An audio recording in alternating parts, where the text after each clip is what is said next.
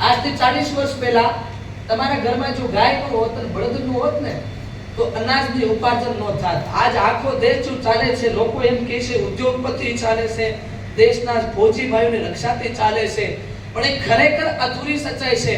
પૂર્ણ સચ્ચાઈ તો એ જ છે સાહેબ કે આ દુનિયામાં ખેડૂત જો ન હોત અને ખેડૂત પાસે ગાય ને બળદ જો ન હોત તો આજે કિસાનો જો ન હોત ને તો આજે ઉદ્યોગપતિ ન હોત, અને ઉદ્યોગપતિ જો ન હોત તો આ દેશ કોઈ બીજાના હાથમાં હોત.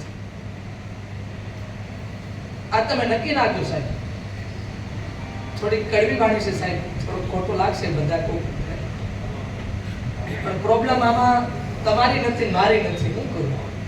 જ્યારે નાનપણમાં બીમાર પડી ગઈ હતી ત્યારે મારા માતૃશ્રીએ એમને કીધું, ડોક્ટર કે લીમડાનું પાણી પાવો તો એ બચશે. કડવાશ જ આવે છે. શું કરું? પ્રવૃત્તિમાં બદલાવ થઈ ગયો. પ્રવૃત્તિમાં બદલાવ થઈ જાય એ સારું છે, પણ પ્રકૃતિમાં બદલાવ થઈ જાય ને સાહેબ તો વિનાશનું કારણ છે.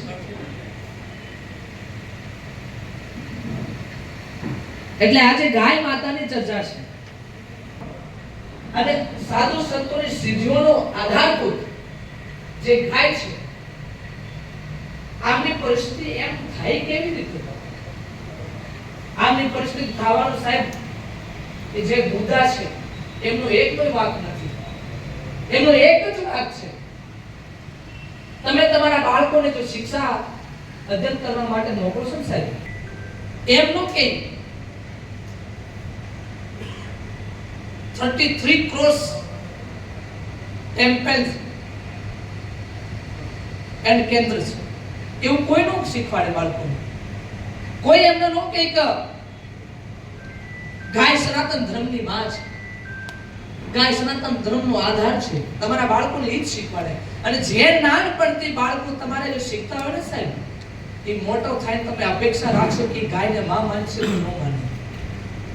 હું કાઠિયાવાડમાં અત્યાર સુધીમાં હજી તો 3 જિલ્લા બાકી રહ્યા, 2 જિલ્લા બાકી રહ્યા છે. આ 8 જિલ્લાની અંદર ઓછામાં ઓછા કે તમે માનો તો 99 ગૌશાળાની વિઝિટ કરી ચૂકી છે. આપણે તો વિઝિટમાં એક જ ભાવ રહે, અહીંયા કેટલા માતૃ શક્તિ વિરાજમાન છે, કેટલા માઉ વિરાજમાન છે, આપણે પૂછવાનું એ જ હોય. પણ જ્યારે રિપ્લાય આવે ને સાહેબ, ત્યારે એમ આવે, ત્યારે અમને એવું લાગે કે ભાઈ આપણે કયા દેશમાં હશું. ત્યારે જવાબ આવે તો અમારી પાસે 100 ઢોર હશે, 200 ઢોર છે, 200 થી 500 ઢોર છે, 1000 થી 2000 ઢોર છે.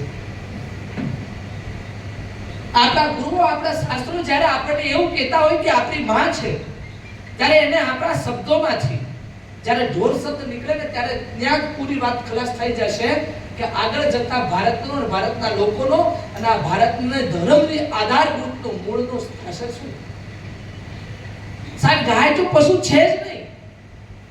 તુલસીદાસ બાપુએ કીધું, તુલસીદાસ મહારાજે રામચરિતમાનસમાં લખેલો છે કે 100 નર પશુ બિન પૂંછ સમાના, કે જે માણસે કોઈ પણ વ્યક્તિઓ ગાય માતાને પશુ સમજતો હોય, ઢોર સમજતો હોય ને સાહેબ, તો એનાથી મોટો ઢાંડો ઢોર કોઈ બીજું નથી. શબ્દોમાં જે શબ્દની સાધના ભારી, જાણો સંત કોઈ અવિનાશી. સંત હોય જો સંતની ભાષા શૈલી સારી ન હોય તો આપણે બીજી ફેરો એની પાસે બેસી જ નહીં. આમાંથી ઘણા બધા લોકો એક બાપુથી, રાજકોટના એક બાપુથી વિઝિટ કરેલા છે, એની પાસે જઈ આવેલા છે. એની સેવા ખૂબ જ સારી છે, પણ ક્યારેક ક્યારેક એનો મગજ ફરી જાય ત્યારે ગાળ્યું આપે ને ત્યારે માણસો ન જાય. કાનાજીભાઈ સાચું છે? જગ્યાનું નામ તમને ખબર જ છે, તમે ક્યારેક ગયા છો? અહીંયાથી નજીકમાં જ છે, જાજો છેટો જ નથી. એટલે ભાષા શૈલી સંતની જે સારી હોય એને જ આપણી ડિક્શનરીમાં, આપણી કાર્યશૈલીમાં, આપણી જીવનશૈલીમાં આપણે નોટિસ કરી લઈએ કે એ સંત સારો છે. પણ સાહેબ મારી ભાષા તો એવી જ રહેવાની છે, કેમ કે મારે તમારી પાસે ઉછીનો લેવું નથી. હું આવું જ નથી ઉછીનો લેવા માટે. ભગવાનની કુદરતી ગાય માતાની કૃપા છે. અભણ થઈને ભણેલા માણસો વચ્ચે બેહાડીને આમ આવી રીતનું ઉદ્બોધન આપી દેવાની શક્તિ આપી દેતી હોય તો એ જગતમાં મને બધી વસ્તુ આપી દે, મને કોઈ જોતું નથી. પણ તમારે જો સાહેબ કંઈ જોતો હોય અને એ માર્ગમાં તમે એક માર્ગ પકડી લો, એ માર્ગ ઉપર તમે ચાલવા લાગો ને સાહેબ, તો એ પૂર્તિ ગાય માતા તમારી પૂરી કરી દેશે. એ મારો વચન છે સાહેબ. છે ગાય ઠાંડો છે કે આપણી પાસે એટલા ઢોર છે, ક્યારેય નહીં બોલવાનું. તમારી ઘરે તમારે આવે ને તમે કેવો કે આ મારા મમ્મી છે, ત્યારે થોડોક મને તો અટપટો જ લાગે છે મનીષભાઈ, પણ આપણા દેશના અંદરમાં આપણી માને બા શબ્દ અથવા મા શબ્દ કહેવામાં આવે, અને એ જગ્યા આપણે મમ્મી કહીએ ને ત્યારે શું થાય કે એની અંદરની ભાવના મરી ગઈ છે, ભાવના નથી, એટલે એને મમ્મી કહેવામાં આવે છે. તમારા બાળકોને, તમારા દીકરાઓને દીકરીઓને ગમે એટલા ભણાવો છો, ભણાવો, એની કોઈ મનાઈ નથી. કેમ કે આજની જો જનરેશન છે એમાં શિક્ષા પ્રથમ અધિકાર છે. પણ આ શિક્ષા અધિકારમાં સાહેબ જ્યાં લગી તમારા બાળકોને, તમારા દીકરા દીકરાઓની જો શબ્દો છે એ શબ્દો મહામંત્ર ન થઈ જાય ત્યાં લગી તમે ગમે એટલા પૂજા પાઠ, ગમે એટલા અનુષ્ઠાન, ગમે એટલા તમે યજ્ઞ જપ તપ કરો ને એનો કોઈ મતલબ નથી.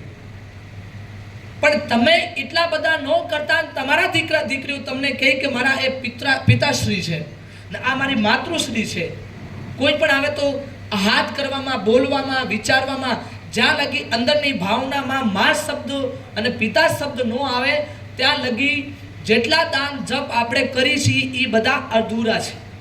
પુણ્ય તો મળશે, એની કાર્યશૈલી આગળ વધશે, એનો સારો થશે, પણ જે એક ઈશ્વર પ્રાપ્તિ છે એ ન થાય સાહેબ. આપને ખબર તો પડે છે ને મારી વાત ભાષા? બધાને ખબર પડે છે? કોઈને કોઈને ખબર પડે? હાથ ઊભું કરો તો.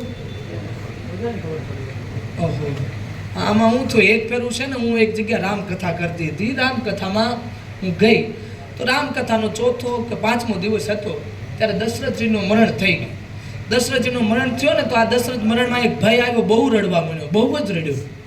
એટલા રડ્યા કે જેને કોઈ સીમા નથી. આખા મંડપમાં જેટલા માણસો હતા એને જોઈને ઈ રડવા મળ્યા, અને એની આંખમાં આંસુ. એ ભાઈના પાછળ એક કાપડ હતો, કાપડ આખો ગીલો થઈ ગયો, ભીની ગયો, પલળી ગયો.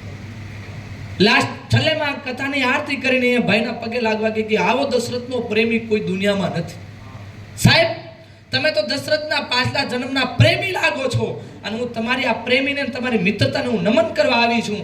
એ ભાઈ મને ઉત્તર આપ્યો છે, સાંભળો કે આ બેન તમારી ગલતી છે. કે મેં કીધું કેમ? કે હું દશરથને જોઈને નથી રડતો. 3 દિવસ પહેલી મારો બોકડો મરી ગયો ને એની દાઢી દશરથની દાઢી બી એક જેવી દેખાતી હતી, એટલે મારા આંખમાં આંસુ. ઘણી બધી આવું જ થાય છે સાહેબ. એક જગ્યા રામકથા સંપન્ન કરીને આખી 9 દિવસની રામકથા પૂર્ણ થઈને પછી એક ડોહીમાં આવ્યા, એક બા આવ્યા. દીદી બા મને કીધું માતાજી ઉભા રહ્યો. બોલો બા, શું થયું? કે તમે આખી રામકથા કીધી છે પણ આ સીતાજીનો બાપ કોણ હતો એમ તો બતાતા જાઓ. તો મેં કીધું તમે ક્યાં હતા? હું કથામાં જ હતી. તો મેં કીધું તમે નીંદમાં હતા. નકર દરરોજ સીતાજીના બાપની દશરથજી, જનકજી મહારાજની જય હો, જનકજી મહારાજની જય હો, એટલું તો બધાને ખબર પડે છે. અત્યાર સુધી હું જે બોલું છું